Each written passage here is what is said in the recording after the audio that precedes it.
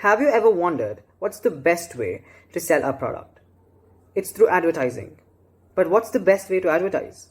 Advertising can be broadly classified into rational and emotional appeal. Rational appeal involves convincing a person as to why they have to buy a product through the usage of logic, through the usage of statistics and facts. It can be by trying to compare existing products with the new upcoming product and trying to convince them as to why and how the new upcoming product is going to overcome the limitations of existing products. On the other hand, emotional appeal depends upon people's feelings and desires. It eventually makes a person buy the product by enticing them. Which among both of these do you think is the best way to change people's minds? Hello and welcome to another segment of Psychophilics videos, and today we'll be talking about the dark patterns of advertising.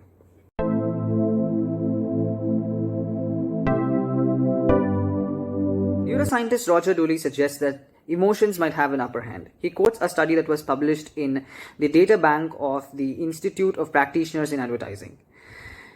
The study suggests that those advertisements that used exclusively emotional content, or the ones that used exclusively emotional appeal, fared twice as higher as the ones that just used rational appeal, that just used rationality as well as logic to persuade people. Now you might even wonder, what if we combine both of these techniques, both of these appeals, to check if we can get better outcomes?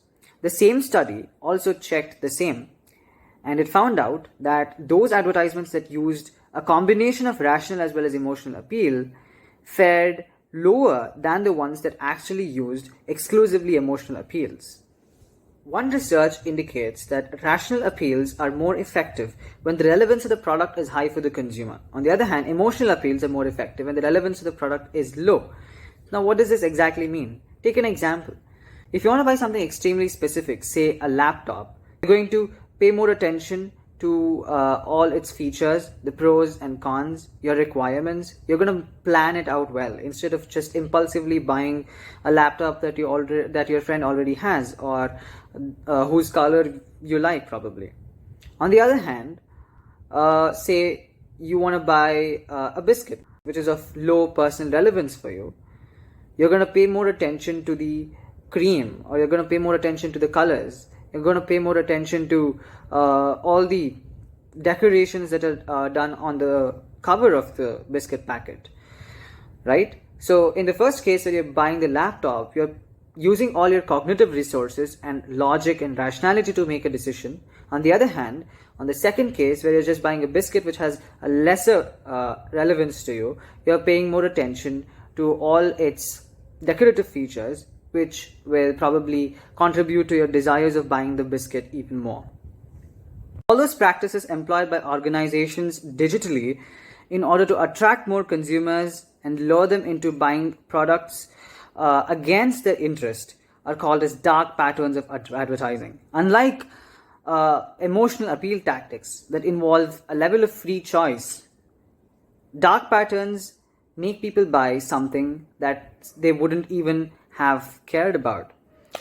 France's Data Protection Authority said in a report, and I quote, that dark patterns rely on human psychology playing on cognitive biases that we aren't often aware of. If information is provided in a more concise and precise manner, the consumer might be taking a better decision not to buy those products by getting lured or by getting manipulated by these dark patterns of advertising. Now let us look at some of these dark patterns one by one. First one is drip pricing. This usually involves the price of a particular product significantly increasing during the time of order. Okay, initially when you're selecting the product, the price is shown to be lower, and as you start progressing to the later levels of transaction, you'll find that there are a lot of additional charges that you'll have to pay. The second one is false urgency, and this is very common, where we see sometimes when you're buying products online, there will be a phrase that would say there are only one or two of these at stock. So that would create a false sense of urgency in the consumer and would make them feel that if they don't buy this particular product right now, they would lose out on a very good deal. The third one is barter system, which involves granting user access only if the consumer does something in exchange for the organization or for that particular website. We see a lot of spam WhatsApp messages that say that if you send this particular message to 5 people, you'll get this gift from Amazon or something, which is usually fake.